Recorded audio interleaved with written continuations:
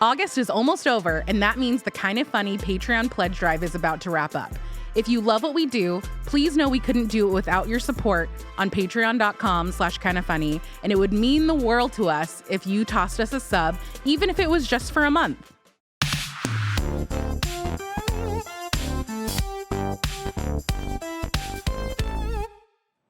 What's up, everybody, and welcome to the KindaFunny podcast. I'm one of your hosts, Greg Miller, alongside, there they are, the second best baby blues in San Francisco, a.k.a.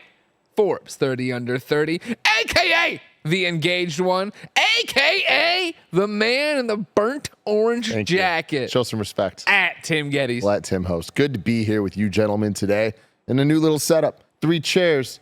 Me in a different place. 3 pieces Will of it change the show? You'll have to wait and see. I mean, I'll just say what we're all thinking at the top of it. Yeah. I like this look and this feel. If you're an audio listener, we are in 3 matching chairs that are very comfy, and we could not do this with Andy, so Andy should not come back. We have a 4th chair. Oh. Unfortunately, it's all the way over there. So I don't think we can get it over here. That's the problem. How would you possibly move it? Yeah. I reached out to production and I said, Production. I love when you say that. I said, oh, baby Jesus of production, our Lord and Savior, Kevin Coelho, and Big Baby Boss Baby Barrett, can you please give us 1 extra chair for the set? And they said, sure. And then I said, could we get 2? They said, absolutely not. That's too much. Absolutely not. chairs. The bridge too far. Too much power. Yeah. No, I like it. Producer/seducer, Nick Scarpino. Thanks for the compliment, by the way. We were just kind of mulling around. Last week we had 3 people, and I was like, why don't we use 3 chairs instead of having 1 couch that has no one on it? Yeah. And that seemed to be the right play, and I like that it's a little smaller and a little cozier. It feels intimate. Yeah, We're it's gonna get better. Some deep shit today. We're back into no real manner. I just because it feels like it. That's It does. like we're gonna have here. yeah. It's gonna be more serious. We're like a little, like a What do U. we like? What do we like? We're like a U, a lowercase U. Who Mike recently referred to lowercase and uppercase numbers in a way that Numbers?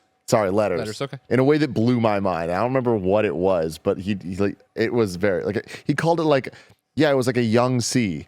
It was like Gotcha. I could see that. Yeah. Grows up into an uppercase letter. That makes sense. I want to talk about growing up. Sure. Nick, Yeah. right before this, you asked a question. I said, stop. This could be the podcast. Lay it on me. Yeah. No, my brother was giving me shit the other day because I forgot my parents to my parents' anniversary. The wedding. Of their wedding. Yeah. Yeah. And it was weird to me because I've always just sort of I miss everyone's birthdays and anniversaries. I'm that guy. Or if it was your birthday, I'm always the happy belated birthday guy. hold on, Sure. stopping you right here. Sure. Your birthday is January 13th. Yeah. Ask me when yours is. When's my birthday? No fucking idea. When's Greg's birthday? June 30th, this is. Yeah. April June 30th. 27th? Correct. Fuck yes. Ben is October 2nd? 8th. 8th. Fuck. You're in the ballpark. Single Close. digits. I'll give it to you. Okay. Fair enough. I'll get that one. That's the only one I give a fuck about. Ben? Yeah. I I appreciate don't care that. about you. Nick. Well, because he's the only ones that birthdays matter to anymore. Sure. Do you really want to celebrate your birthday? No. You're 40 now.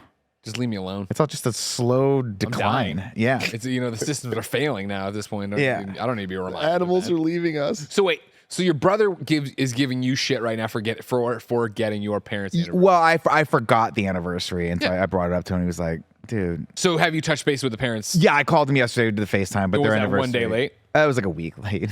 Okay. Fair. Because I set the calendar reminder. We had a lot of stuff going on Yeah, here. we It always popped do. up. I snoozed it. It popped up again, and I just course. totally forgot about it. I mean, Lou and Elena, I was gonna say they don't care. I wanted to jump to that as the next thread to tug on this sweater. Right. Is like, obviously Matt Scarpino will give you shit for anything he possibly can. Yes.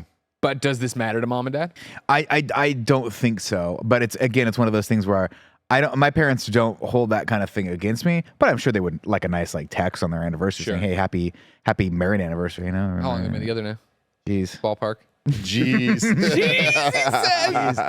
Ah, What God. the fuck? Hold on. They're I probably feel like knowing the date, that's one thing. Knowing how long. Okay. First off, I don't know. We're all from weird families. Secondly, I'm not saying he's got to. Are we 30 plus? That's what I mean. Okay. No, Was this a big one? Was this a 5 or a 0 kind of at the end of It the wasn't the 50. I think they passed their 50 already. Okay. I think this was See, that I think you should know. Yeah. You should be able to say, oh, well, 50th, we went big. We did whatever they did. yeah, I don't know. Okay, fair enough. I'm a terrible son. You're not. No, I mean, it's just, also, is this a big, is it a big deal in the family? That's the big part. That's the whole thing. Another conversation and to unpack here if we want to. Yeah, for whatever reason, it's not a big deal to me. I don't really care about when other people got married. I don't think that's something that I necessarily should be celebrating or need to. Obviously, if it's your parents' 50th wedding anniversary and you wanna blow it out, like do a big party for them, that's pretty cool. Like I can appreciate that. But for the most part, I've always felt like wedding anniversaries should be celebrated by the two people that got married.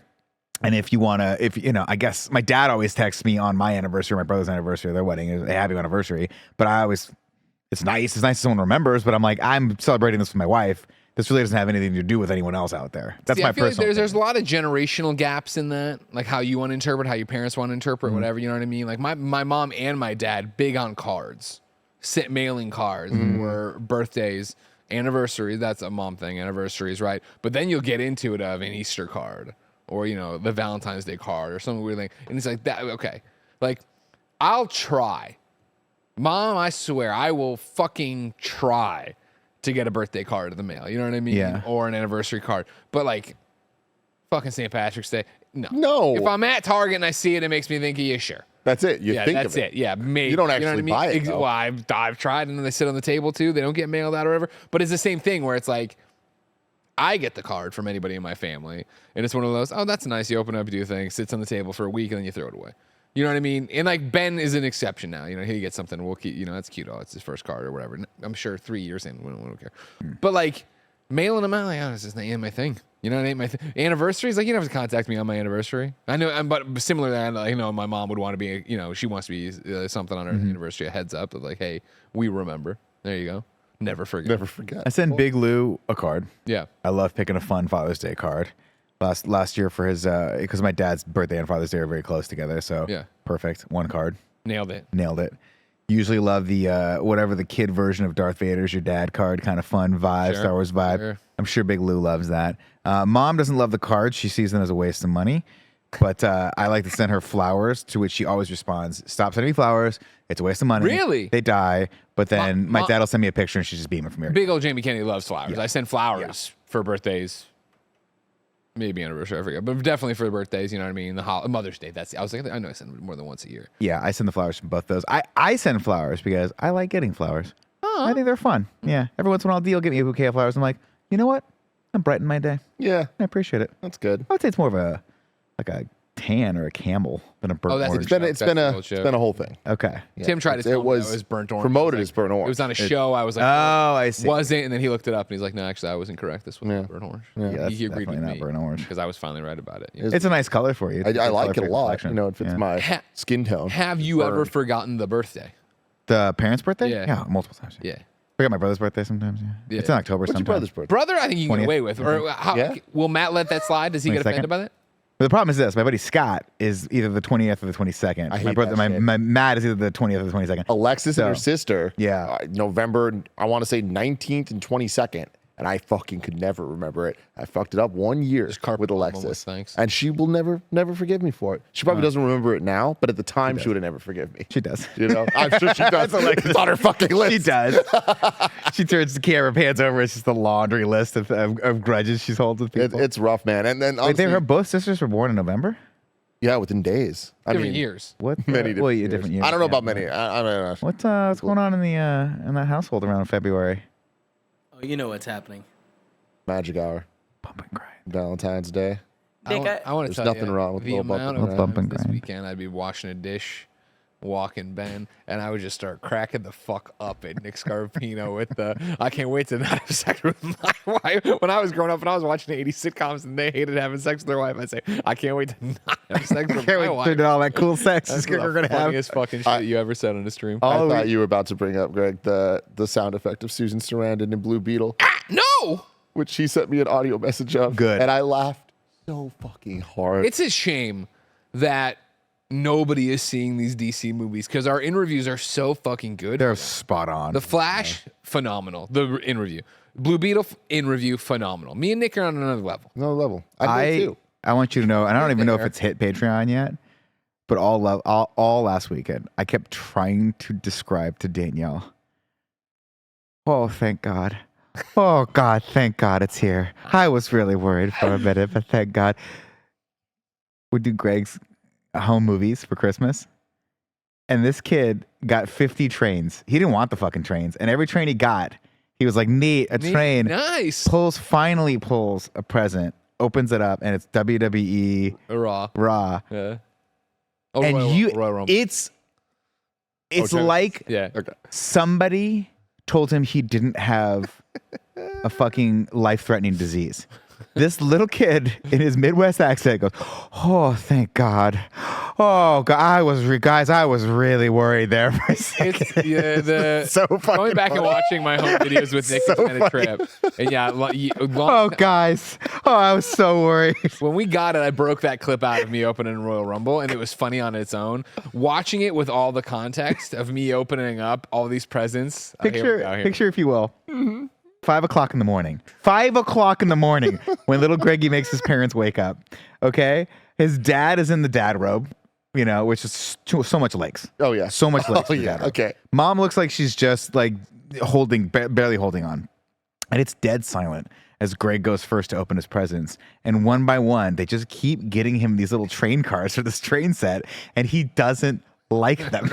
You can tell he just wants the Nintendo game or the Sega Genesis game or the Game Gear game, whatever that is. So fucking funny. And it's so dour and it's so fucking funny. I can't describe it. I can't wait. It's so funny. Like, it scares me to think about you. Can you guess how we're spoiling this episode of there's 4 of them, obviously my childhood videos, but this is epic too. I'm 10 years old, so it's 93. Mm-hmm. December 1993. What 2 albums do you think I unwrapped? Oh man, 93. Yeah, that's too early for me to be. Can I ask you? Is Illmatic? Can I ask you whether you think one of these albums is in there? I'm gonna give you 2 choices for albums that you think would be in there, right? Aerosmith or Meatloaf? Yeah, okay, Meatloaf.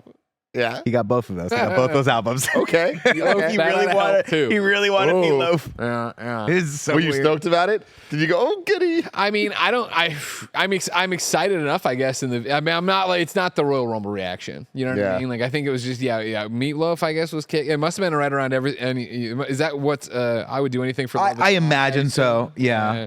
And I think Fight Club was later. So Meatloaf wouldn't have been popular because I think Fight Club was late 90s or early 2000s, right?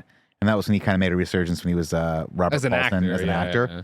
So I don't know anything but I'm learning so much about I'm opening Meatloaf. it up. I would do anything for I'm assuming that's that's on there. Yeah, that's on there. That's probably why you wanted it. That was a very popular song back then. Yeah, but I don't know if it was popular with 10-year-olds. Was that really what? You know how it is. Why did I have a Pearl Jam? Why was my only poster in my room growing up a Pearl Jam poster? I liked Pearl Jam. I just thought I should have posters on the wall, and I had a Pearl Jam poster, so I put it up there. That was it. It was like that and like a Los Angeles Raiders. My brother had I've told the story a million times on the show, but my brother had a Nelly poster growing up. Yeah. Like Nelly in the heydays with the Band-Aid on his face. And as a joke one time when he left, we took the poster off the wall and put it on the ceiling above his bed. So it was just Nelly just looking down at him, and he never moved it.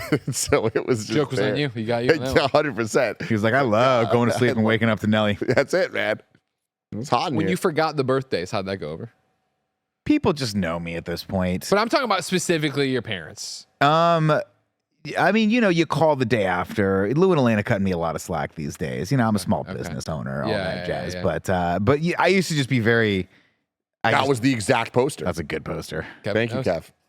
Yeah, I used to. It was never a priority for me. Now it's on the calendar. I get the the reminder like 10 days beforehand. Hey, this is happening. We've noticed. But because Google's so smart. You skate it. You know what I mean? Like, I have all the I have all the sirens and all the things to do it, but you thread that needle, and I've had the heart-stopping moment of what day is it? And it's like the day before, day after, because I've forgotten on both parents. You know what I mean? Yeah. And of course, like when I forgot my dad's birthday, he called me, and it was like maybe the next day or whatever. He called me. He's like, "Is everything okay?" And I'm like, "Yeah, what's going on?" Well, it was like off schedule. It wasn't a Sunday call. Yeah. I usually get from. He's like, "Oh, my birthday was yesterday." I was like, "Oh man, well, I'm so sorry." He's like, "No, I just want to make sure you're okay." I'm like, "Yeah." And I've been saving this one. I'm like, "Don't forget, you forgot my birthday in college." He's like, "No, I know." I was like, "I was making sure you were okay. You never forget." You called it a chip? I love that. Oh yeah, Your whole day. Like, It's one of those things where it's like when my dad skated on my birthday, like just forgot about it. You know what I mean? Yeah. I didn't give a shit. Who fucking cares? You know what I mean? Like, Yeah. I loves Stuck me. with you, though. But I was like, I gotta hold on to this. Yeah. At some point, but it was just that thing of like, I thought we had an agreement here. I thought we were cool. I thought it didn't matter. Yeah. when I forgot my mom's birthday, when I just moved out here. Yeah, just moved out here. Maybe, the tracks. Maybe it was the year after. So I'd already been out here a year or whatever. That was a big one where I forgot, and it was like a week later. Where like we were in the car and somebody said something, and I was like, what? And it was like all the color drained out of my face. It got cold. Oh my God, I've been so wrapped up in my own bullshit. I fucked this up. You know what I mean? Calling, it was just like, first time I called her in like the week it had been, and just like, hello. Yep. Hello. There it is. I fucked up. Yep. I'm so sorry. I could hear your mom do that too. Like that's hello, Gregory.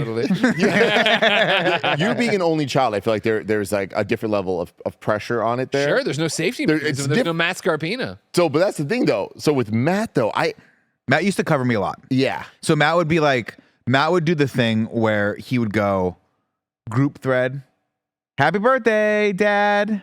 Good call. And I'd be like, oh, happy birthday, yada, yada. And we still do that to this day, where if it's like his wife's birthday or my wife's birthday, I'll throw everyone on the group thread. Most people wake up before me, so they've already texted, but I'll throw everyone on the group thread just so they know, because I don't necessarily expect everyone to remember everyone's birthdays. But somewhere along the line, I fell off from that, and now it's just like, I think roughly when I was like 38, 39, they were like, it's time for you to be an adult and remember everyone's birthdays. And I'm like, fuck, how do I do this? It's so hard. Especially in an era where Facebook is dying, because there was that golden age, I want to call it, I don't know.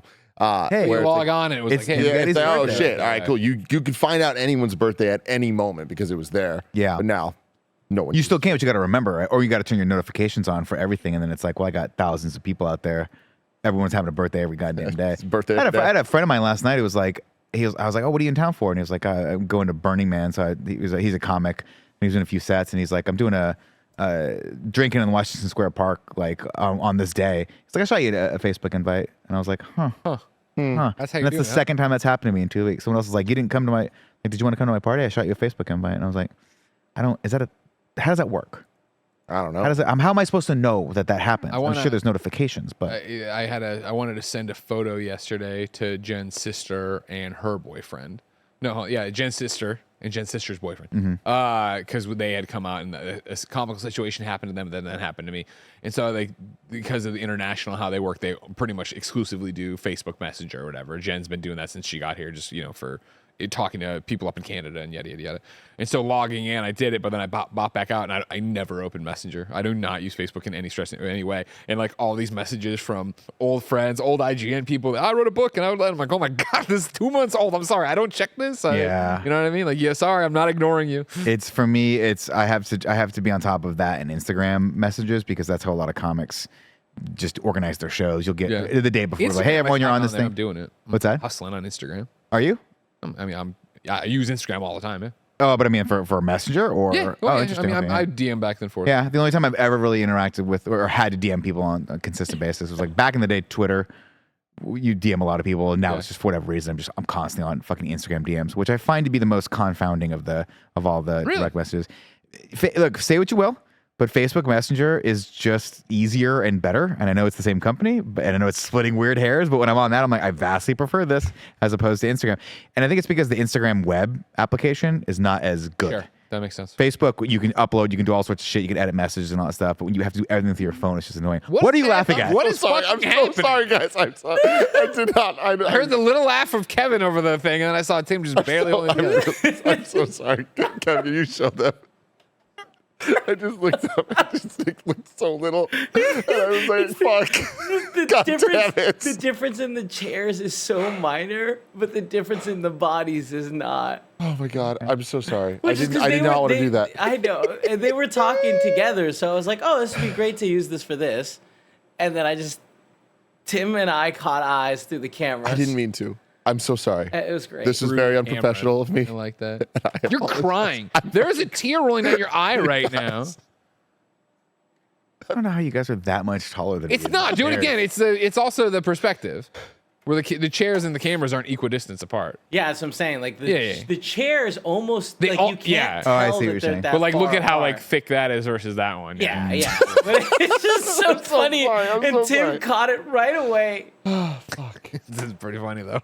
You know what I mean? It's not real. It's still going. It's still going. No, Nick, come on now. Stay with me. Let's talk about more of you fucking up with your mom. You know what I mean? Stick with me. So at some point, I feel like Matt, I know Matt pretty well, and he is the big brother. He is your older brother.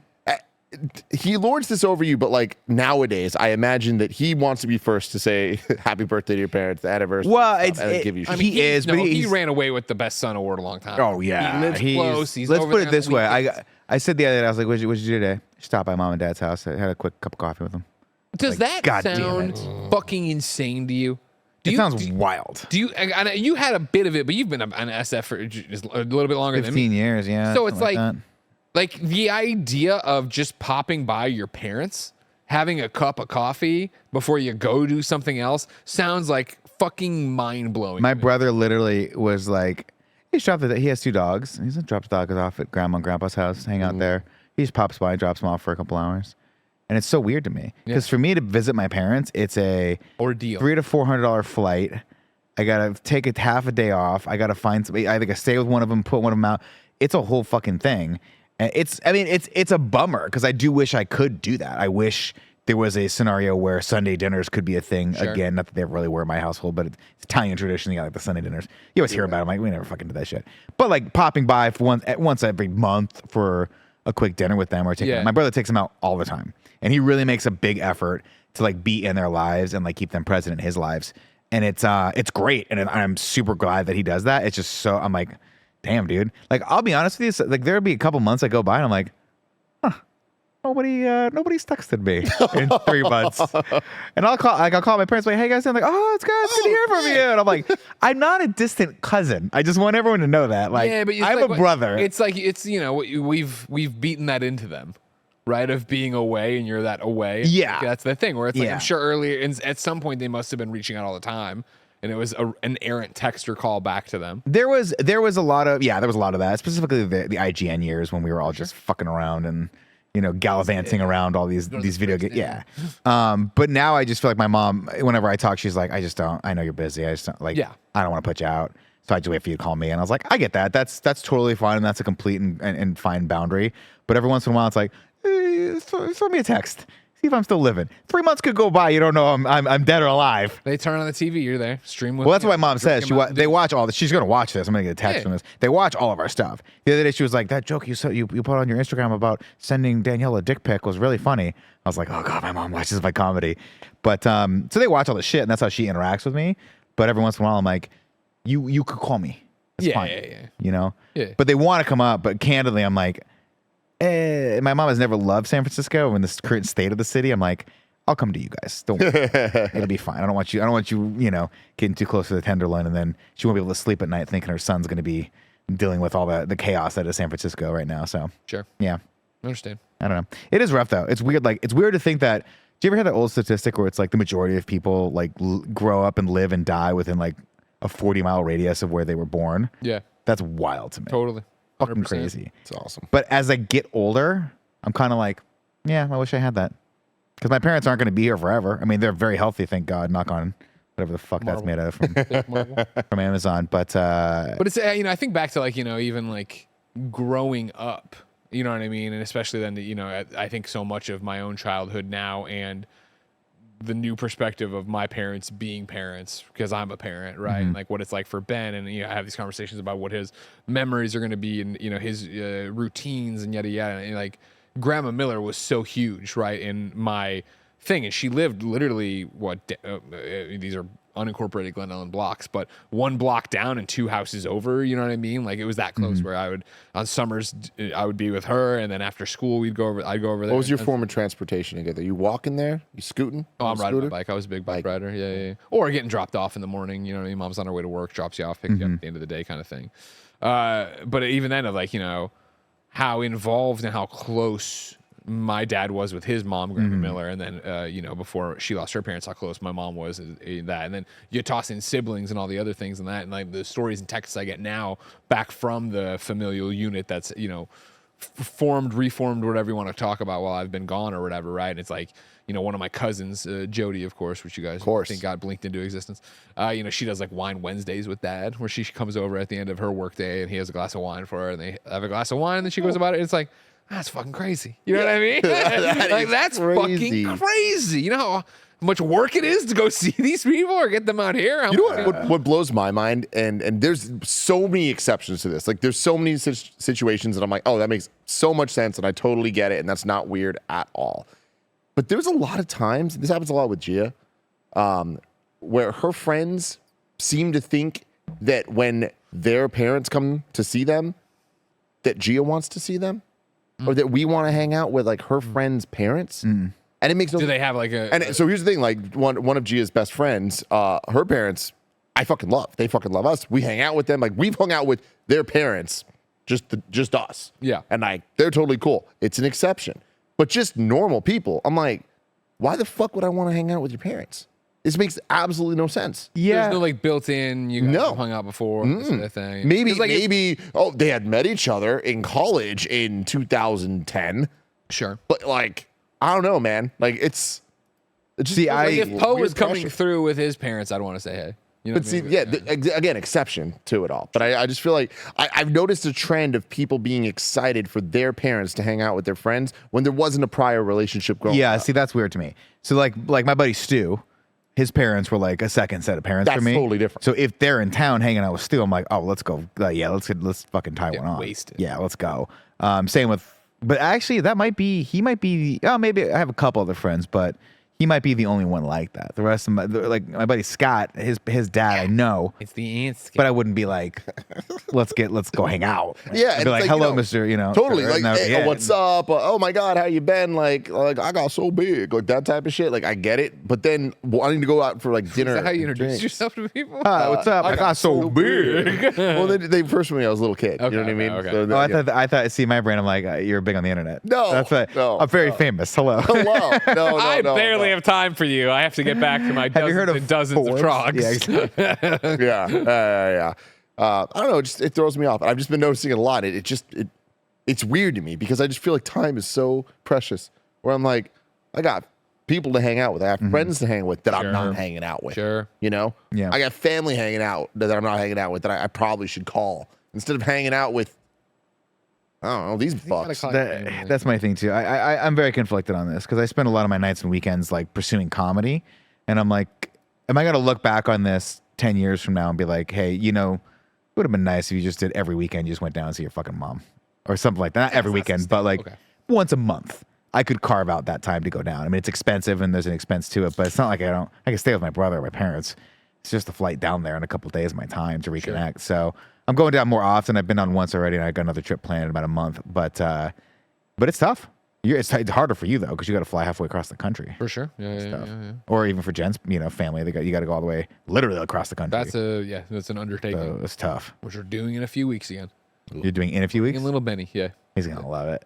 Yeah, it should be fun. Does he like planes? You can go outside at least now. Yeah, they won't freeze him instantly. Bring it back in.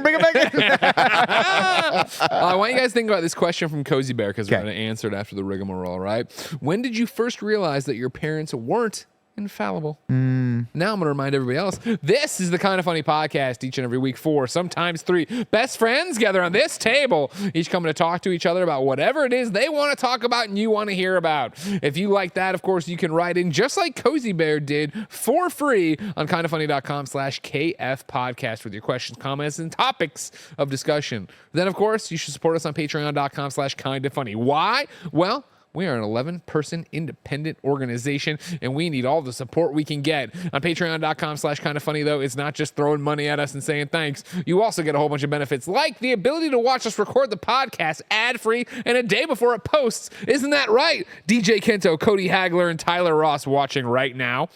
Of course, if you're over there and you are one of the Trogs, remember that this month on patreon.com/kindafunny, you can get this really cool shirt. We the Trogs, our premium item. You can keep up with all the premium items at kindafunny.com/premium. Yeah, that's right. I was like, did I put item in the? No, it's just premium. It's premium.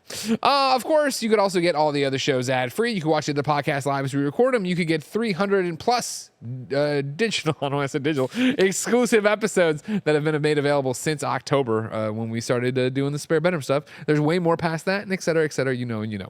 However, no bucks tossed our way, no big deal.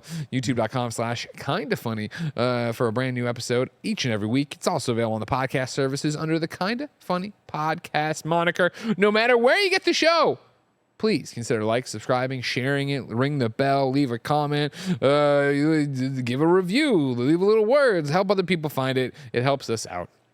Housekeeping for you. No! Blue Beetle in review is up right now. And I'm telling you, motherfuckers, even if you don't want to watch this movie, as the numbers have shown, no one does. Go watch this in review.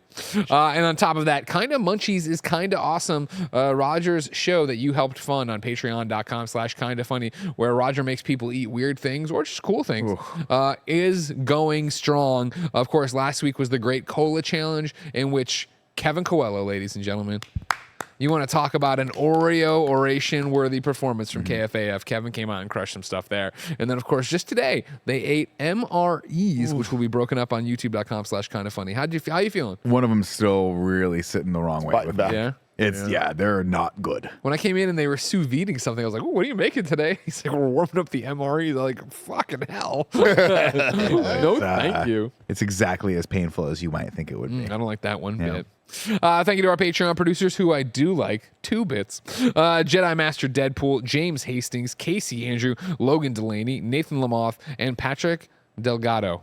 Today we're brought to you by BetterHelp. And hey, why don't we hear from them right now? This episode is brought to you by BetterHelp. We all know life can be hard. It's so easy to get caught up in what everyone else needs from you and never take a moment to think about what you need from yourself. I know from experience how often it just seems easier to care about others and keep it moving. But when we spend all of our time giving, it can leave us feeling stretched thin and burned out. Therapy can give you the tools to find more balance in your life so you can keep supporting others without leaving yourself behind. Some of my best friends use BetterHelp and love how helpful it can be for learning positive coping skills and how to set boundaries. If you're thinking of starting therapy, give BetterHelp a try. It's entirely online, designed to be convenient, flexible, and suited to your schedule. Just fill out a brief questionnaire to get matched with a licensed therapist and switch therapist anytime for no additional charge. For more balance with BetterHelp, visit betterhelp.com/kindafunny today and get 10% off your first month. That's BetterHelp, HELP.com/kindafunny. BetterHelp.com/kindafunny. Greg, real quick before we get to the question, you said something about tapping out somewhere there. I don't remember exactly what it was, but I recently, when me and G went down to LA for, I guess it was WrestleMania. I don't even remember. Did you hang out with Nick's parents? I did not. No, didn't. I haven't seen them in a long time, actually. Yeah. Well. Yeah. But I guess you haven't either.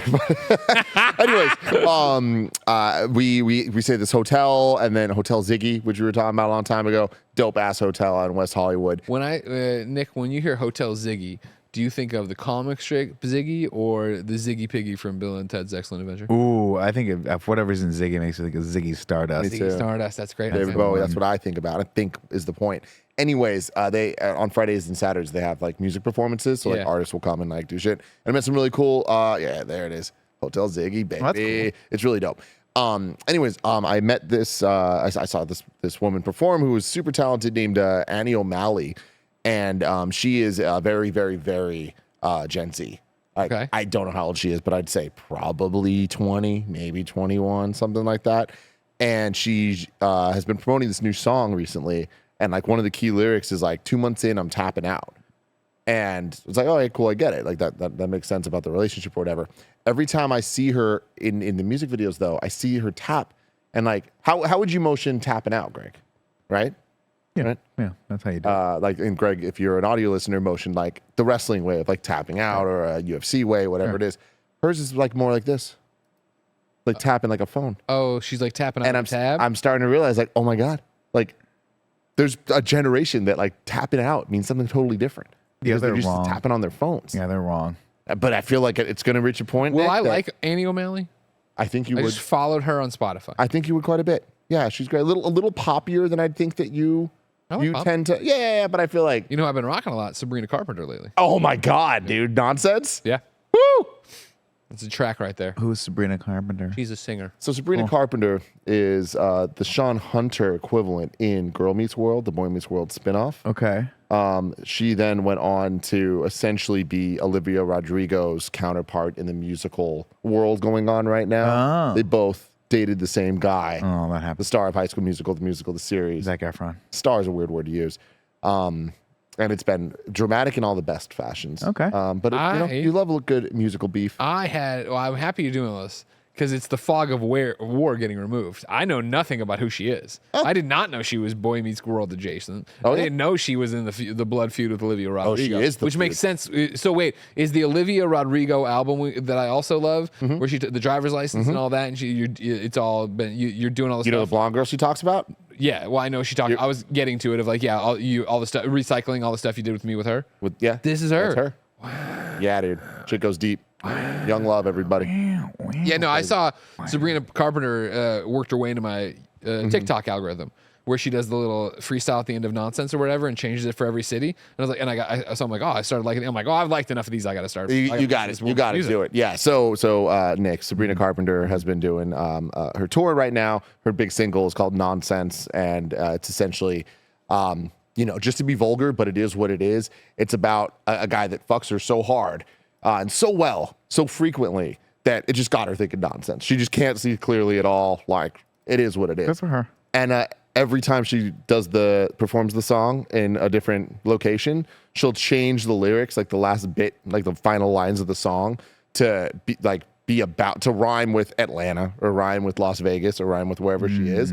But they get progressively hornier and hornier and like dirtier and dirtier, and it's awesome. I feel like you'd like it a lot. What did she do for California? Did she say, I want you to plow my cornea? Well, she goes to cities. So she has to just said plow my cornea. But I feel like you'd be I'm from San Francisco. I want you to ram my Frisco. Jesus Christ.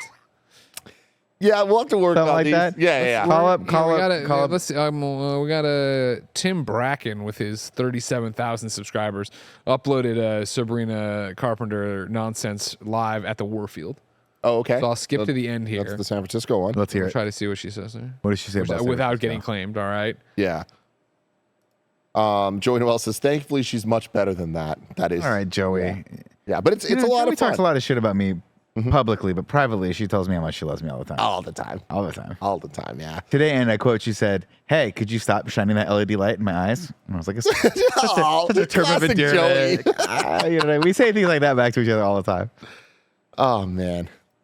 Are you aware of Olivia Rodrigo, Nick? Yes. It's hard not to be aware of her. She's always on she's always the number 1 or 2 on Spotify top 50 list. I remember when I don't know if it's her first big album that just dropped. Maybe it was about 6 months ago, 8 months ago, something like that. In 2020, her first album dropped. Her sophomore effort is dropping later this month. Do you want to hear the San Francisco ad lib? Yeah, please. Here we go.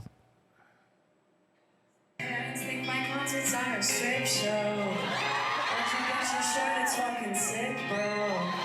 Baby, you're so gold in San Francisco. But I didn't hear what she said, but it sounded. The end there was "Baby, you're so gold in San Francisco." But she said something about stripping, bro. Parents think that my show is. I already fucked it up. But parents think my show is a strip show or something. Okay, I'm just Yeah. good. It is good. I just think what California ram my cornea is better. Yeah. You know what? We can DM her some suggestions if you want. Here's the thing: if anyone knows her, just give her that. She can have that one for free. Give her a little taste, and then you come back to me. You pay me per lyric. $20. Say it again. $20. What is it? This is California. Wait, what was it? I forgot it now. Oh my god! I want you to ram my cornea. No. Joey says it was so bright directly into my cornea, so she's already on the song. There you go. There it is. Let's fucking go. That's fun. No, Olivia Rodrigo, yes, very big. I couldn't tell you one song she sings. Driver's license. But for you. to be fair, that's me with 99%. I can't believe these two are connected. Look at that. Oh man, yeah, it's what a time. I've stumbled into. I like both these albums quite a bit. The 2 singles from Olivia so far, man. Vampire, and then the new one just came out called man, totally blanking. I'm not familiar But with it's the new really stuff. freaking good. I'm gonna send you later. I mean, I'm right here on Spotify. Good, you should. Olivia. Bad idea, right? That's what it is. Good. Yep, there it is. Bad idea, right? Anyways, yeah, people use tapping out differently these days. That's interesting. It's upsetting. Scares me.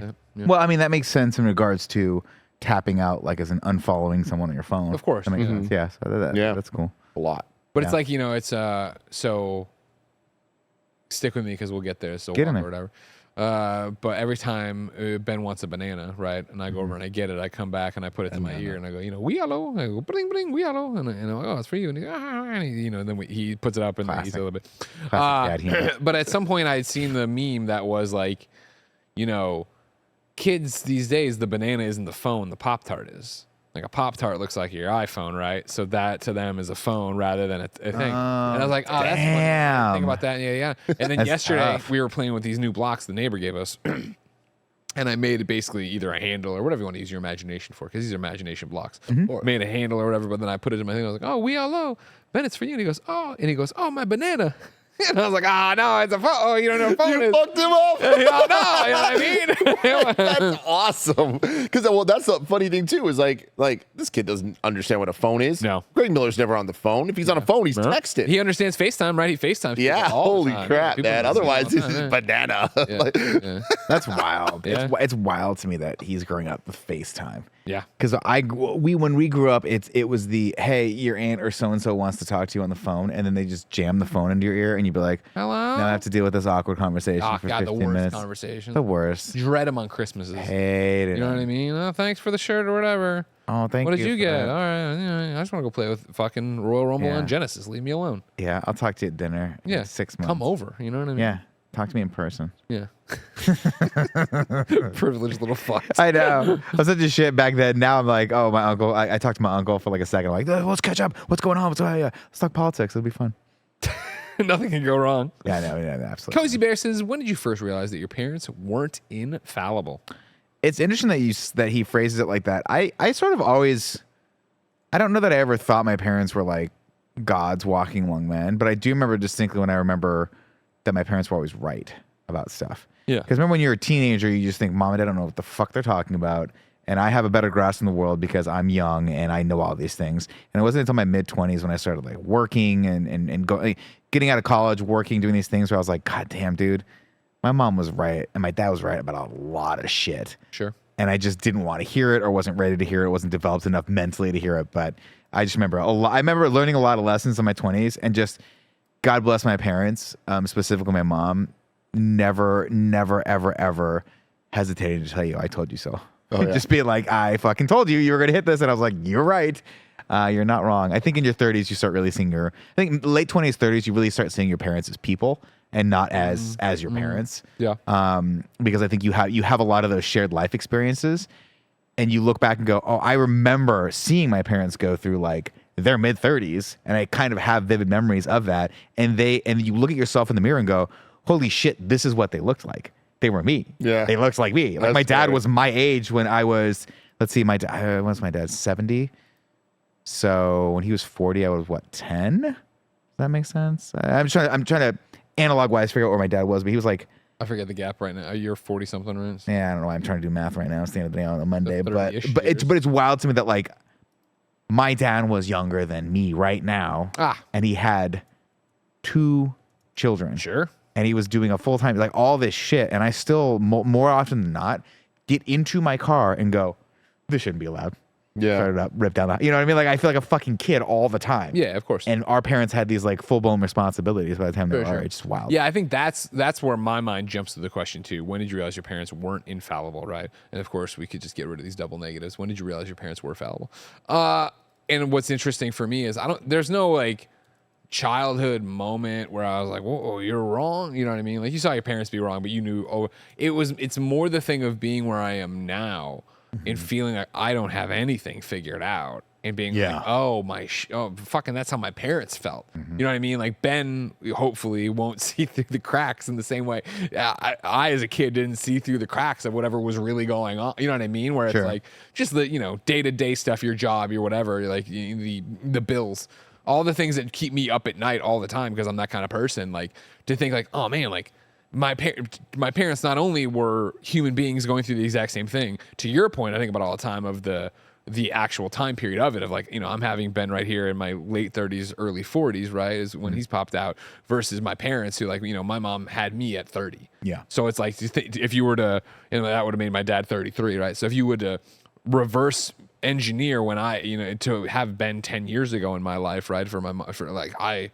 Ridiculous. Wow. I can't imagine. Do you imagine up at noon time, Was that even? It would have. I think it would have drastically changed everything. Right? So we never would have done Kind of Funny. Like we just wouldn't have done it. No, like that was the thing. I remember that was our whole thing with it when we were sitting there talking about it, where it was like, this is the time to do it, right? Like no kids, no mortgage, nobody has nothing. kids. We have supportive partners. If it all goes wrong, we can cry. We can go back to IGN or figure it out or get jobs or do whatever. Like this is the chance to take that swing because you wouldn't take that swing. Yeah, it's crazy for me because I guess I'm 34 now. Every time I say it sounds wrong, but I guess that's right. So I still haven't hit the point of being my parents' age because my parents were like your age when they had me. And so that's weird to think about, especially in relation to Gia, whose mom was 21 when she had her. And I'm like, babies having babies. Like, my God, like that feels like half my life ago. So she would have been half my life ago raising a kid. Like that just doesn't add up to me. To answer the question though, I've told a variation of the story before many, many years ago on Game Over Greggy's show, but it was when my dad took me to my uncle's house out in the Castro, and I loved going there because I would take my action figures.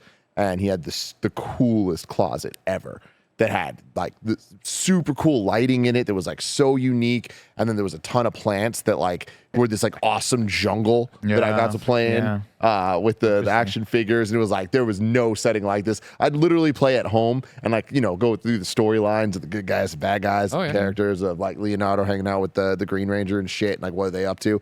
And like, oh fuck, Optimus Prime needs help. The season finale of the storyline in my head, I would always wait till I go to my uncle's house because I'm like, we got to go to the jungle, man. It's about to be dope. And I'll never forget after a handful of times of doing this, my dad bringing me home, my mom getting so upset with him of like, hey, Timmy was telling me that you let him play in the jungle at Uncle John's house.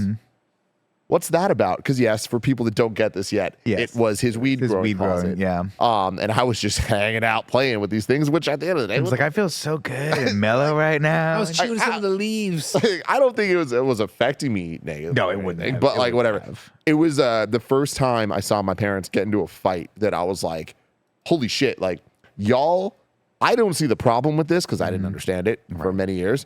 But I was like, y'all aren't on the same page about this, and I don't understand why you're not on the same page. Right. And up until that point, I thought they knew everything, and like they clearly knew what was okay and what wasn't okay. So the fact that they didn't agree about it really confused me, and it extra confused me because they couldn't explain it to me. Yeah, like because I remember I don't remember all the details. Your comprehension of the world at that point. I remember my mom like trying to explain why it was a problem, but not wanting to make my uncle look like a bad guy. Yeah. It was just very funny. I was like, wait, what's the problem? Can I not be in there? She's like, no, you can, but like, I just don't want you to be. I'm like, I don't. So wait, you don't want me around plants? And she's like, no, but just those plants. I'm like, is it poison ivy? No, it's not poison ivy. And I was like, leaves are 3, let them be. There's different leaves. They teach you shit when you're a kid. That's, Yeah. Anyways. It's interesting because like my parents, they had their fair share of arguments.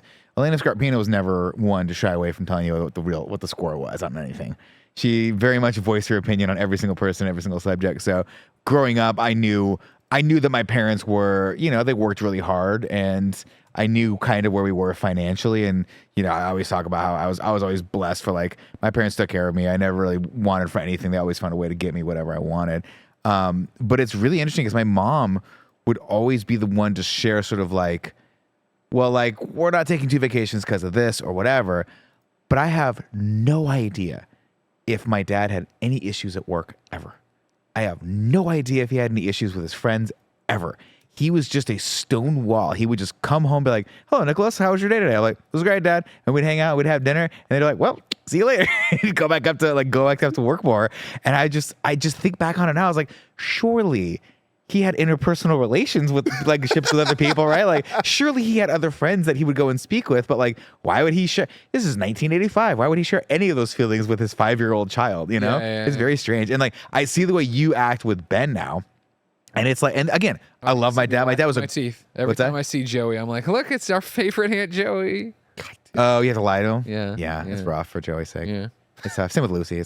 Oh man, don't get me started. It sucks. You guys, you had to make that decision, I guess, when they. At the hospital, you have to pick someone, and I guess they make you put someone. They won't let you out until you decide who the godmother is. It's tough. You got saddled up with that one. I'm sorry. That's gonna bite you in the ass later. Yeah, I know. No, but I mean, again, I love my dad. He was a great dad. But just the interpersonal relationship you have with your kid is so different than I think the relationship I had with my dad. Oh, for sure. You know, and I think it's just a generational thing. I just think dads in the 80s were just, I'm your dad. And cool, I'm with you for a while, and we're gonna hang out. And then you're gonna go back to your mom. That was probably such a step up from what their fathers were. You know what I mean? Like that's. I'm pretty sure my dad didn't have a conversation with his dad until he graduated college. I really all of my dad's stories about his dad are like lessons he learned. And I was like, so you're gonna tell me the first thing your father taught you was like international business law? Like that was the first like lesson learned, because my grandfather was a lawyer, and so like. But that's all I know about him.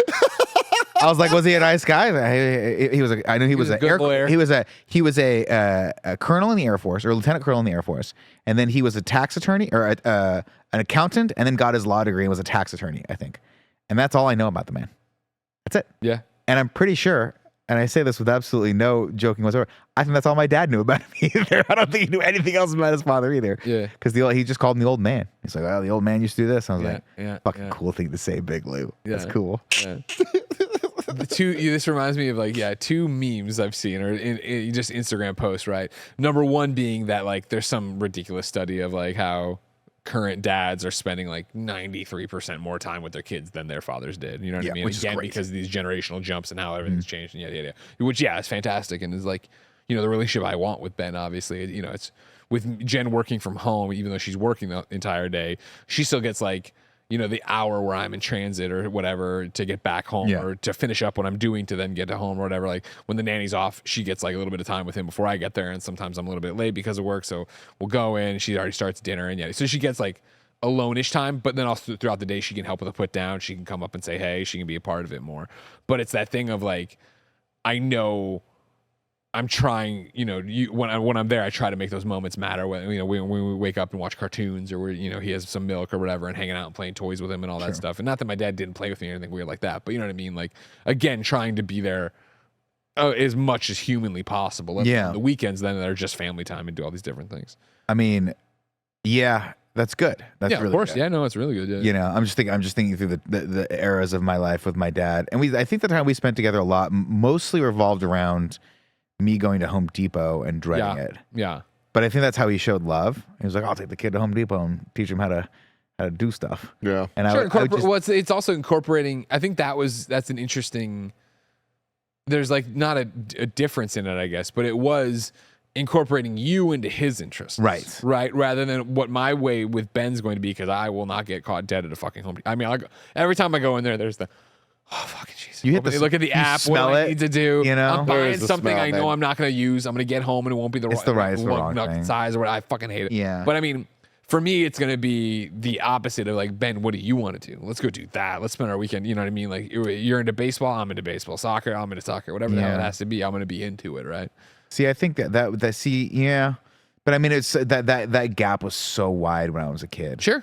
Like I was into like Teenage Mutant Ninja Turtles. Totally. My dad still to this day would be like, what the fuck is that? See, and I think again that's the interesting juxtaposition if you were, and it's still hard because of course I'm comparing my father to me now, when again my father probably at my age also was like, I don't know what the fuck's going on, right? And also was like, I really wish this kid could go to sleep. So he could go play a video game, he could go work on the car, do whatever, you know what I mean? Go grab a beer with a friend, whatever it was that like his personal interest was. But it's like our generation, that's a broad brush. We'll just compare me, father of the year, Greg Miller. I am still such a child at heart. Right? Someone votes on that? No, there's no votes. I just have it. Once you're elected, you can't be unliked. It's like a Supreme Court appointment. It's a lifetime appointment. I'm sorry. So I'm such a child at heart, right? That like Ben being into Ninja Turtles, I'm gonna be like, oh, let's effing go. You know what I mean? And then the other day, Tim pointed out of like, trains are the gateways to Transformers. And I was telling Jen that last night. I'm like, I'm in. Like I watched casually a Transformer here or there, but it's like, don't get me wrong, I want him to be into Ghostbusters and Superman and yada. But I'm stoked for him to find something he likes that I don't know anything about and watch and learn with him and do that whole thing. That like, kid loves what I go back to all the time is like, I know this won't happen all the time. Like we understand how our lives are right now, right? Even though I guess as Ben gets older, it'll get easier and harder in different ways. But my plan still is the way I want to be active in his school life, right? Is like, get home and how was your day? Good. I don't want that to be the end of it. I want it to be like, all right, cool. What happened in class and what are we doing? Da da da. And then I want to know what the homework is, because when it is, he's reading the Hatchet or whatever, and they have to read the first 3 chapters. Like, I want to read that at night when he's asleep or with him, and then and then the next morning at breakfast talk to him about it. Like, that's my vision for what I want that to be. Interesting. And I want it to be taking all the things I've learned from video game criticism, and then how much you guys talk to me in reviews of film criticism, right? Of like, let's talk about the character's motivation. Let's talk about a 3-act structure, and let's talk about why this has happened. And like, now, and again, like, he could fucking hate critiquing and hate doing that thing. I just want to conversate with him about it in a way that I feel like, not that it's so hard to talk about what I want to do with Ben and not sound like I'm talking shit about my parents. I'm sure we all understand that I am not talking shit about my parents. Of course. Blah, blah, blah. Yeah. But it's like that, like, that's not how I handled homework with my parents as a kid, right? Because of course my parents didn't talk to me about homework through that lens of wanting to do that, which is fine. And don't get me wrong, again, I'm not mad at them or anything like that. But it's like, that's how I want to engage on that, to hopefully make that kind of homework fun. Like, you know what I mean? And as fun as homework can be, but also like not talking shit about the book or whatever. Like, you don't like it, let's talk about why you don't like it, but then let's finish it, so that when you're done you can understand why you didn't like, you know what I mean? Yeah. All these little things that, like, for me, like, I was not a good student, right? It was like, Poe always makes fun of me. I think it was middle of sophomore year of high school. I just stopped bringing a backpack home. It's like, I'm not gonna do this. I'll do it in the morning. I'll do whatever it is in the morning. I don't need to worry about That's it. hilarious. Yeah. Yeah, I think that's great, man. I think like I think finding those opportunities where, like, that might be a struggle, because who knows what he's going to be into. Maybe he's super into literature, but if he's anything like the rest of us, he's probably gonna fucking dread reading every single thing he ever has to read ever. Like, that was me. I fucking hated having it. I would read shit, but like, gotta read the paragraph 8 times because I would just lose focus on it. But I feel. I feel like, and I hear you, and that was often the thing. And like, don't get me wrong, I stopped doing my required readings. God made Cliff's Notes. Exactly, Spark Notes, right? But it would be the idea that I think if I can make it engaging, and it feels like we're having a discussion, and we want to follow up on what's happening, and And if it is, this book sucks because why? Well, maybe it doesn't suck that way. Maybe we're trying to be on this hero's journey. And explain. Like, I don't know. I could, look, there was some stuff that worked for me and some stuff that didn't, but I mean, I did okay in literature as well. But what I'll say is, like, for my dad, the times that I really think that we started having a more personal relationship was when I got in a high school band, and he became a band dad. Yeah. And so he like fucking loved helping out, putting the fucking drums back onto the truck and getting all the uniforms together. He loved that because my dad was in a band since he was in high school with all of his really good friends. And so I think he took to that exercise of being like, oh, this is something I can help Nick with, and this is something we can bond with that doesn't involve waking him up at 6 o'clock in the morning to fix his own brakes on a car that he's not retaining. I would watch my dad fix brakes, but he's like, you got this? I'm like, 100%. Not at all. Gun to my head, you got to fucking do your brakes. I can't fucking do my brakes. We're all dying. It's not going to happen. That's it. But I do really appreciate that he was like, he made the effort. He just come out every Friday night to like the games and like the competitions. He fucking loved that stuff. See, that's that the was thing. really It's cool. like twofold for me, right? Of like, all of that's 100% true, and I think that's why my dad liked my comic book obsession so much. He didn't like comics, but my dad loves collecting. Yeah, and so like it's that thing. Yeah, he does. Yeah, he does. The Coke collection is out of this world crazy right now. But it is that idea of like, he saw that in me of like, oh, collecting this thing, doing that thing, like getting the cool piece for the like that worked so well with him, right? And then the other side of it for me, right? I think to Ben, and why I think I'm so excited for his future, whatever it may be, is the fact that like I think back to being an Antler at Mizzou, right? Where it was that I came into Mizzou not a huge sports fan. Like, you know what I mean? I enjoyed sports fine, but it wasn't like, and I remember being, when my mom brought me down and you're doing all the orientation stuff, and obviously this is all done online now. But back then it was, you went and met with the person and they explained your thing. And one of the things they're like, well, do you want the all sports pass? What is that? It gets you into all the football, basketball games, yada, yada. And there was that moment of me being like, yeah, let's do that. I think I'd like to try to go to sporting events or whatever. And then I found the Antlers, which was, like, I'm going to go be a crazy fan. I'm going to go prank phone call the other players. I'm all in on being a fan. You know what I mean? Where it wasn't even so much that I'm all in on going to the basketball games or being at the football game. I'm in there for the football tailgate. I'm in there for the camaraderie. I'm in there for the crazy signs. And so I really do feel that there was a joke earlier about, Ben and PC gaming or whatever. It's like whatever he's into, I'm going to just be a fan of that naturally, I think, because I want to be a fan of and support whatever he's getting into. Mm-hmm. And so that's exciting to me of what is he going to bring? Is it going to be band? Is it going to be sports? Is it going to be this? Like the kid loves sports right now and baseball right now. That's so great, though. I'm excited for the high school to come back and like take him to high school football games. Well, the great thing about his upbringing is that he doesn't have to pick. Not that we really did, because really back in the day, there was like a lot of crossover between sports and band and theater and stuff like that. But like now more than ever, the exciting thing for me to watch as he grows up is that he can play football if he wants to play football, or basketball if he wants to play basketball, and be reading a comic book on the way to the games. Of course. You know what I mean? Like he's going to be playing video games no matter what.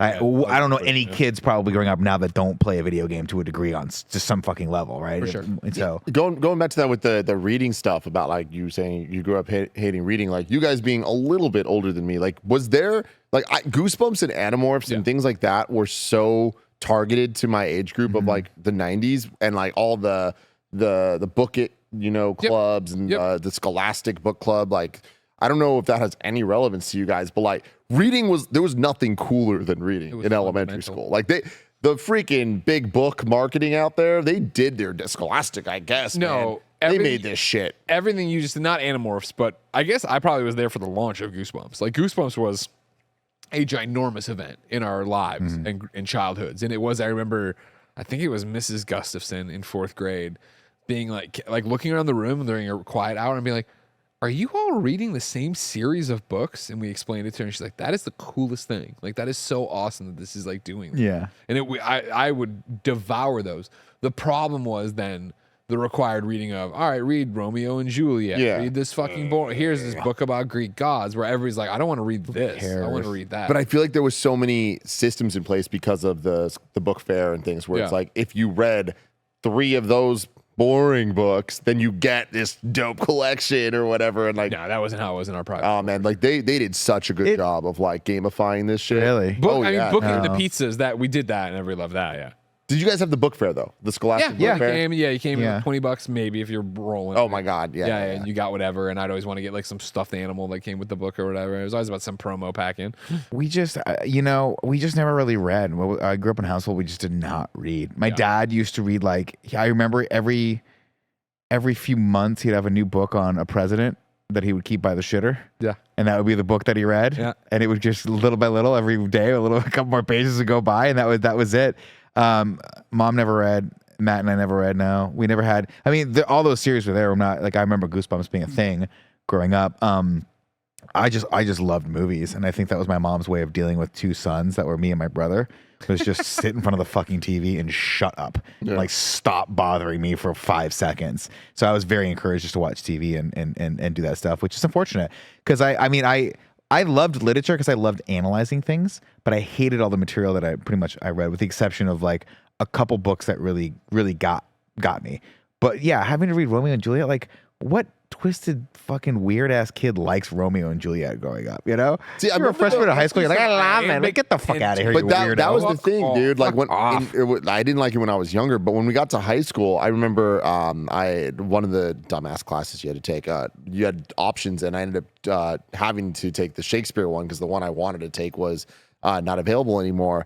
And I remember being kind of blown away by it. Like once I learned the rules of the iambic pentameter and all that shit, I was like, oh fuck, like this Shakespeare guy was cooking, man. like he was saying some shit in the most extra way possible. And I was like, it's actually pretty cool when you look at it that way.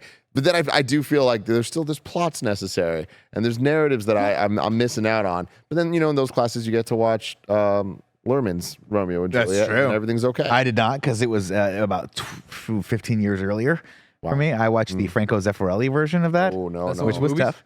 What's that? That's the one with the boobies? It did have boobs in it. Yeah, that was pretty cool. That was pretty cool. Big day in everybody's life. Oh, yeah. We're like, they're letting us look at this stuff? What kind of high school? You know who we are? We're children. We're perverts. And that too.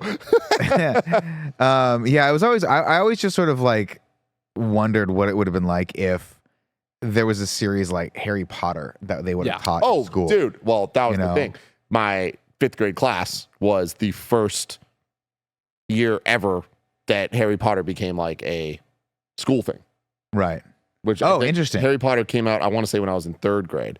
But like we read Harry Potter 1 in 5th grade. See, I think if it could have been, if I was a kid and it had been Harry Potter and then like Hunger Games or any of those young adult books that obviously, yes, you're not reading Baldwin, you're not reading Shakespeare, you're not reading fucking Dickinson, but I really think those books would have benefited me a lot more getting engrossed in that, because I think like everything else, you have to sort of build an education for how to appreciate these things. Sure. And if you just jump into a summer reading list that's very like A Tale of Two Cities was a fucking slog. All Quiet on the Western Front. Oh my God, dude. It's like, but like Catcher in the Rye. Just do something, kid. Yeah, kid. Go do something, Holden Caulfield. Fucking stop looking up skirts. Whatever. Yeah, you fucking Lord of the Flies, though. Shout out to that. Lord of the Flies was dope. To your Asmar. Yeah, I mean, there were some books that I really liked. I'm trying to remember. There was one specifically that I really liked, but for the most part, it's like I don't think there's enough of a value placed on like reading for fun when you're in school. See that, and that's a mistake. And I agree with that. And I think one of the things that destroyed me and actively kept me from pursuing reading for fun, but like reading in high school, like was the fact that it wasn't about let's talk about the stories. It was let's quiz you. Like here's a quiz on what color was the vest, and I was trying to prove you did it more than actually engaging, which is like that. The moment that's the case, don't get me wrong, it's not fun anymore. Exactly, and being that far out of it, like that's the thing of when that starts happening to Ben, trying to express to him of like, don't come at it the wrong way. I was coming at the equation from the wrong direction of like I'm going to read to pass the test, when in reality, if you just read the book, you're going to be able to. The test is going to be so easy. Yeah, exactly. Yeah. It's interesting because like I really think that my generation was like set up to enjoy reading and then really did enjoy reading. Something obviously changed at some point because I didn't read after that. Yeah, but I do think it got beat out of me in ways where, you know what I really think it was? I feel like it wasn't fully supported. Like once you got to like the college level, when it's like you really are allowed to like dig in and do your own stuff, I feel like then at that point they're really just ushering you in a direction. But I'd be interested if like kids these days, like high school kids these days, like how they view the experience with it all. Because I also need to understand, and people need to understand the context. Like I'm born and raised in San Francisco, which is a different experience than a lot of people get. Like there was a lot of focus put on diversity and like making sure that the things like what your experience isn't the exact same as everybody else's, Yeah, I mean, again, I'm sure there's younger people listening to us being like, guys, that's nowhere close to what it's like now, because it's been what 4 years since I've been in high school, so I have no idea what high school and junior high education standards are now or what they let people do. I hope that you're allowed to occasionally read a book for fun and talk about that. But I remember when they were like, hey, you got to do a book report, you had to pick a book that was like in the realm of what you were doing, right? I don't think I could just read Transformers, the movie, the book. Yeah, they put some kind of restrictions on it, depending on what it was. Yeah. But I mean, if I'm just being honest, it's like, again, I don't blame anyone but myself for my lack of interest in reading. My wife reads a book a week. Yeah, are they the best books ever? Probably not. She'll admit that to herself and you as well. A lot of it's just like schlock she's reading for fun. But still, like at the end of the year, if you're reading like 40 to 50 books, you're being crazy like Joey. That's pretty awesome. Yeah. Even if it's just for fun, but like that's so good for you. I don't get me wrong. I like reading, and I rarely do it in terms of a book. I'm usually reading the internet or a comic or whatever. But it's that thing of like back to like your time being your most valuable thing. It just gets to a point where it's like reading is this day and age. Yes, for it's educational and yada, but it is for fun. You know what I mean? Yeah. So it gets to that point of like, I'm not going to not. I got to go play a game. Yeah. I want to play a game. I need to go do this thing. I think that's why I gravitate toward biographies. Yeah. And like, anything that tells sort of like an oral history or something like that. I like that because then I think, oh, I'm adding to my knowledge of this subject. Yeah. That I can then either use to talk about, bore Tim to death on a fucking podcast with, or write a joke about, or I'm still reading Arnold Schwarzenegger's biography. I've been reading that for like 6 months. I stopped for a little bit because the 3-part incredible documentary came out on Netflix, and I was like, well, this is the fucking biography that I'm reading. But I'm still reading because I'm so fascinated by his life. I just picked up Rob Lowe's book because Rob Lowe, for whatever reason, has been on my brain lately. He was on a podcast. I was like, I should what's up with him? Should read that book you wrote 6 years ago. But other than that, yeah, the idea of just picking up a book and reading like a piece of fiction right now seems it's not a comic book. It's fucking weird to me.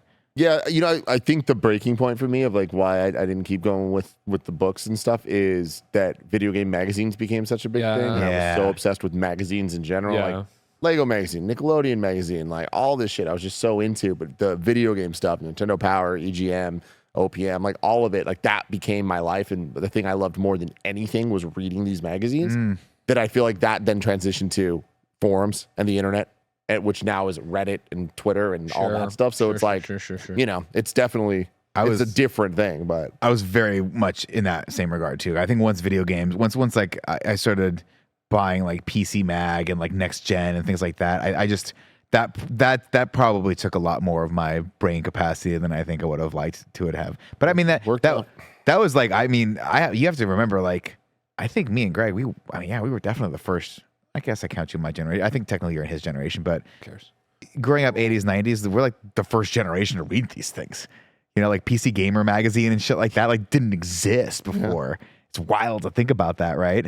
So Gary Whitta. I was gonna say Gary Whitta's been writing longer than we've been alive for. Oh, I mean, I remember meeting him, and I remember the meeting. picture he posted that was him writing for PC Gamer magazine, and it was 1988, which is the year before I was born. Yep. And he looked like an adult. Yeah, he had hair.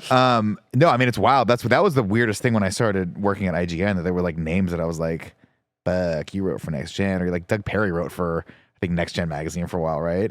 I don't know. I forget. Doug, I only work with Doug a month, so it was hard for me to. Oh yeah, Doug was wild, but Doug, I think Doug and a bunch of that whole generation of guys, because they all know Gary also, they had written for these magazines, and I was like, that's fucking great. Yeah. Crazy. I read your shit growing up. For sure, that's so weird. That's how I felt when I met Shu from EGM. That I was gonna say, yeah. There's been an interesting, we've come around on this, right? We've circled and done all these different things to dovetail. Would you say we circled like the downstairs areola?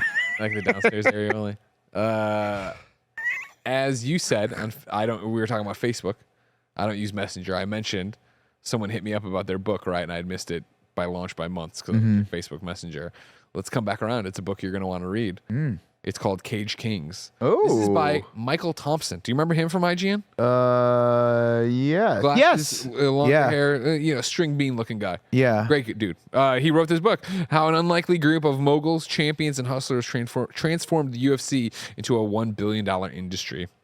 A cultural and business history of the UFC, tracing the unlikely rise of mixed martial arts. Oh, that's pretty cool. From what was derided in the 90s as human cockfighting, more violent than sport, to a global pulp culture phenomenon. Well, that sounds awesome. Yeah, it sounds really cool. That sounds great. I would definitely you can borrow it. Yeah. But congratulations, Mike Thompson, formerly of IGN. Very cool. Way back in the day, working with Dave Clay and all. It's weird when people write books, because I was like, oh, that's like a real adult thing. You did a real professional thing. You did a thing. Yeah. Like, can I be honest with you guys? You can. I'd love that. I love what we do here, but at no point do I think we were ever professionals. Do you feel like a professional when we do shit here? Sometimes when you guys Nick, like, I want you to know, real talk, that I often feel like we are really good at being professional. We're great. We're gonna We could be when we in want a way that like we get to define what professional is, Yeah. and I feel like we nail it. But I will say I was really trying to not laugh earlier. Like that was bad. And it was to the point that I was trying to hold it back so much that I was crying. oh no, yeah, but like that's not professional. But like I want you to know how much I didn't want that to happen, but it did. Here's the thing. Can you cut the Tim's version of that? That's me still. You piece of shit. He's a piece of shit. No, I think he has to edit it. Oh, there it is right there. Easy. See, Tim's tiny too. I am tiny too. I'm tiny It's too. what everyone Again, know. it's less about you. It's more about how it looked, and it was just so it funny. It wasn't on purpose. It wasn't until it was. It- Well, no, see, no, that's but the like, thing I with have- it wasn't. That's the thing with I us. didn't want to laugh about it because No, I knew it wasn't. I had no choice. Unfortunately, I can't make it the right image bigger than 100%. So that is as big as it can get. And then the choice is like, do I make it so you guys kind of look like you're having that conversation of But right you there? could shrink down the other image. Nick, I can't though. I know. Yeah. You know what I mean? The outside space that would have nothing in it would just be a black box and look weird. Well, and I mean, look at the succulent. The succulent gives it away that there's some trick. Look, I think you guys are missing the point.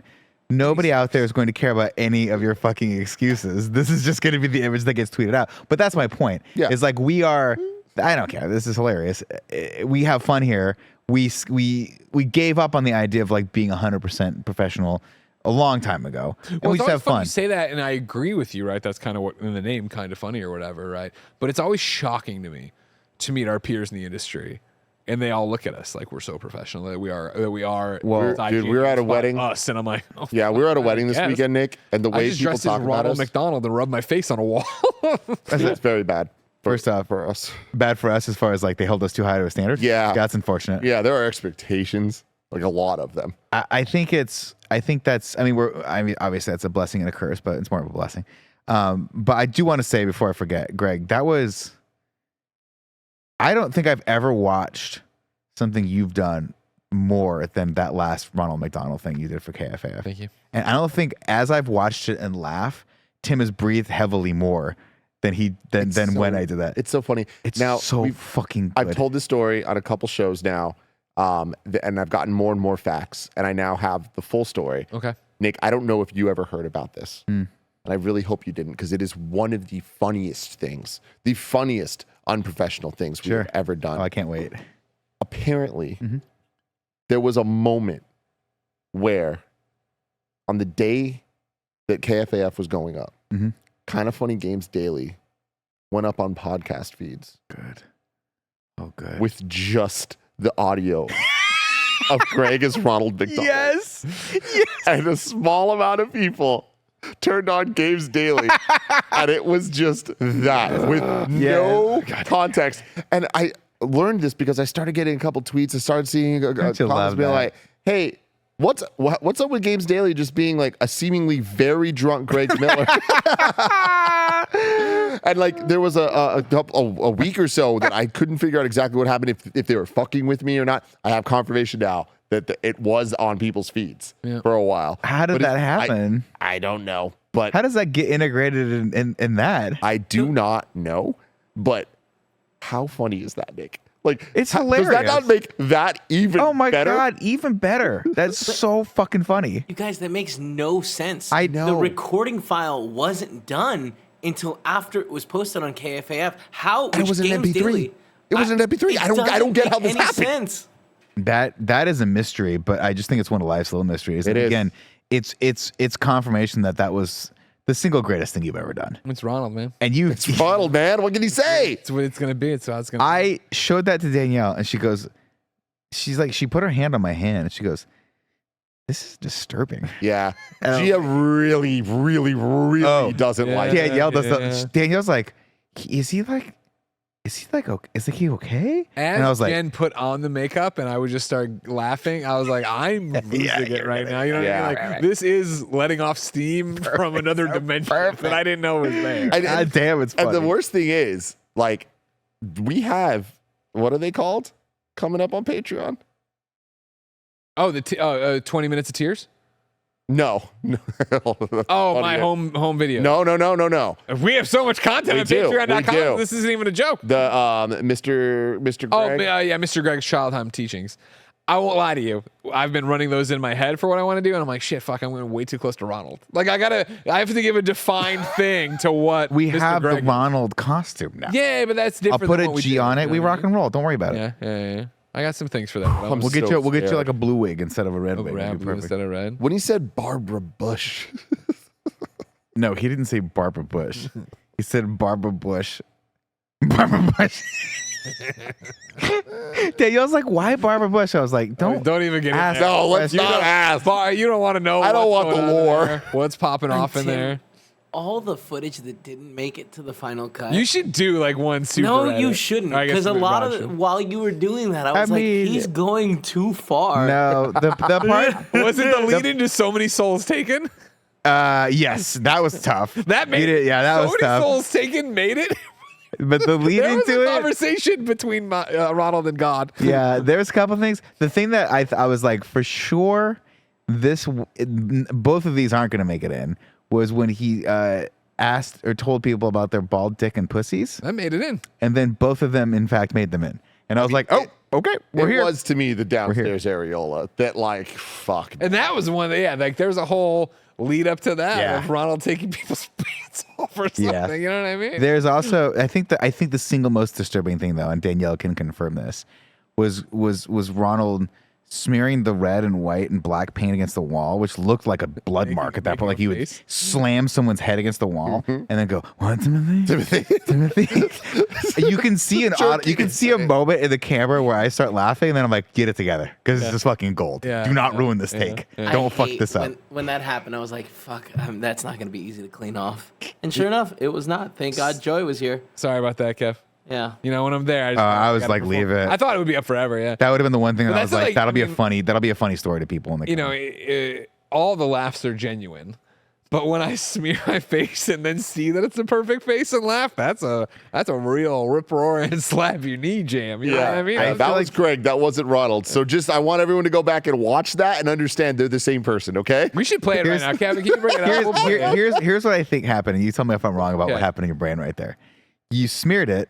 You had a moment of, Nick's gonna be so mad about this. No. And then you just started laughing. You're like, fuck that guy. I mean, no. Okay. You were just the fact that it looked like when Nick is the guy on the project, you know you can do anything. You can get in trouble for it. If Greg and Bless were doing something stupid and rub paint on the wall, then we'd be in trouble. then I would know we need to go through and. To be fair, we'd be in trouble. Nobody tell Nick. I'll figure out how to tell him when I've done this to the wall. We'll figure this out. Where do I find that? That's KFAF. Yeah, full screen. You can toss it in KFAF. It's also on the other things with the rewind theater on it. Run you through all the different things that happen. Just so fun. And I remember Roger. I texted Roger the other night, and I was like, "Everything going okay? Like, don't work too late or whatever." And he goes, "I'm having the time of my life." He goes, "This is why I got into production." Yeah. And I'm like, "You lived a weird life before this." Well, it just works because we did 3 takes of it? And we did 3, but I knew that we were going to intercut them because that was the thing we cut in between them. There was no script. It was just talk. Yeah, just go. Then we talked for like 5 minutes at a time. You knew there'd be enough things to jump around and play with. I mean, the thing is, it could have been 30 seconds, it could have been 30 minutes. It was perfect either way. Great. Yeah. I'm sure Patreon Thermometer will have his own show. What's even fucking hilarious, what's even more hilarious is looking at that, because I was like, I got to go back and try to find this episode. I randomly found the original footage from that one we shot. Oh, in the parking garage? In the parking garage. Every bit is funny. Yeah. Spicy That was one for sure. I remember watching the camera shake when you were filming it. It's so fucking funny. I saw the camera shake here a few times, but I remember in the Nug Dome episode. We should go back and watch that one too. I want to see that when the Nug Dome episode aired, and you say to Andy like, I don't know who did this one. You're like, I don't know who edited it, but he had the time of his life. That made me so happy. God. Okay, we have no audio out here. I don't know if you have audio on. Hey, the red. The red on your collar is, and the fact that Jen did your instead of doing the pencil thin eyebrows, she did thick ass eyebrows. Yeah, it's just so creepy. Jen was so happy that she did the McDonald's arch eyebrows, and so many people caught it. Oh yeah. So many people were like, "Oh, that's the McDonald's arch." It's like, damn, I didn't see that coming.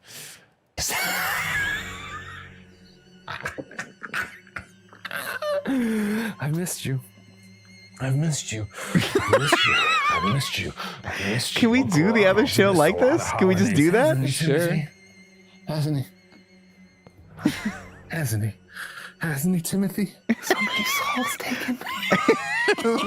there was a lot before so many souls taken that can't go to air. What I love most about this is the few people that caught the fact that we did this right next to where all our state-mandated employee rights posters have to be hung. If you're seeing this for the first time or hearing it for the first time, this is the KFAF Holiday Special 2023. Grimace. You got to go watch this whole thing. You got to watch this. You got to watch the... Ronald McDonald misses a few holidays. Ronald McDonald misses a few holidays. That's what changes. That third hit hurt my hand. I thought you were going to go through the wall. Ronald, a man. Grimace.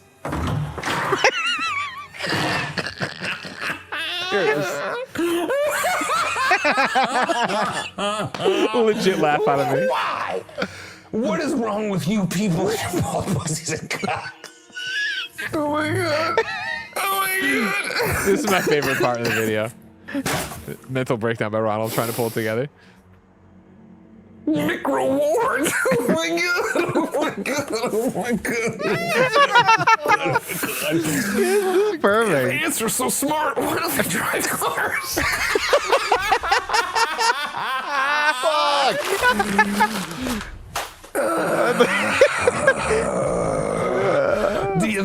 Jesus was cognizant for everything. And I'm talking about the crucifixion. We get it. We know.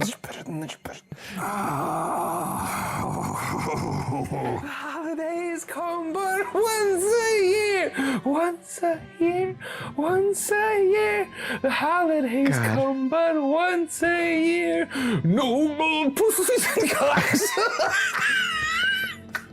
Do you think that when I look at your cheeks, I can't go and say, oh, there it is. The little downstairs areola that everybody can see. Because you've been spreading them every day. Have you not seen this? No, I have. This is what you guys. Shuhei Yoshida has seen this. I have it on good authority. What do you want for Christmas? That's terrifying. Why do this to yourselves? Why limit the holidays to 2 months? Thanksgiving. Christmas. Have you ever thought about that? What words are in Christmas? My favorite part. Mucho gracias. This isn't Taco Bell. I love it. You won't. In my house. I love that one at the end, yeah. Do you like? Clearly, I'm trying to get to the Taco Bell reference of Liv Moss, and I come up with mucho crunch. Happy to. Right there's a little thing of the whisper over it. Yeah. Is that Raj? That's or Raj, isn't it? Okay, yeah, Raj did a great job with that.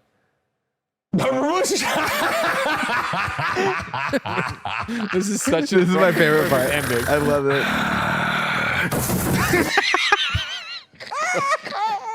Melissa Hagler in the chat says, Greg saying, I was talking about the crucifixion. LOL, I'm so glad I have clarity This on is that. what you get. This is what you get when you get inside the actor's studio with us. Do we have time to pull up the We can Nug end one? on Nug Dome. If you can go get the Nug Dome, Ronald. I haven't watched that one in a while. I want to see how they compare. The favorite one about editing or filming this one was the fact that that was in the parking garage of our old place. And the amount of times we'd start and then somebody would come through and I'd be, oh, they got kids, and I'd run and hide. Like, I cannot. No. It's not even that I'm afraid of my neighbors seeing me. I don't want to scare anybody. I get it, Of what man. the fuck is going on. Well, Greg, you should have thought about that because I love you and I know you so well. I'm scared. Every time I see it, I feel like I know you less and less. There's something about There is a part of like that. It is. I've never been proud of it. I love it because I feel like, you know, I can host and I can do whatever and I can cut a wrestling promo and I can do all this goofy ass shit or whatever. And like, but even then, like I nickel and dime the performance. There's things I don't like or things I don't. The way this is set up for Ronald is just literally like blank piece of paper, just keep writing and don't stop writing. And so it just works so well of like, I don't have to worry or think. This is you performing a character like you never get to do. Yeah. And this is the close, like it's so fun. It's so artistic. Do we have it, Kevin? There it is. Oh, fuck. That's a good freeze frame. God, Doug, don't what a great time. It's me, Ronald McDonald. Come here. Let me tell you a secret. There's a story old Grandpappy McDonald used to say, and it was simple, ladies and gentlemen. Nuggets everywhere, but not a drop to drink. Now, here's the real problem with the society we, the corporations, have created. Am I the only one who remembers Newt Gingrich? Am I the only one who remembers the Taft administration? What you need to understand is that there are bigger things going on here than where are the spicy. Melissa Hagler says he's more lucid in this one, which is crazy to say. It's 100%. Nug dime, all right? 10. How many presidents have there been? 47. I know that's not right. Now to divide that by 10, what do you get? 4.7. How tall is Nick? 4.7 inches feet tall. And see, like, you can see me discovering the freedom I have here. Because I start lucid, and then I'm like, wait, I can say whatever I want. It doesn't matter if it's 4.7. Going through my neighbor's trash. This is where it belongs. This is where it belongs, Chick-fil-A. This is where this belongs. Up here in heaven with the one true Savior, Lucifer. That's really the birth of Ronald McDonald. That's it right there. That's how I knew he had something special. That's how I knew he had something special. Coming out of his mouth. Spicy nuggets right here. I'm Ronald McDonald, and this is a nugget dome.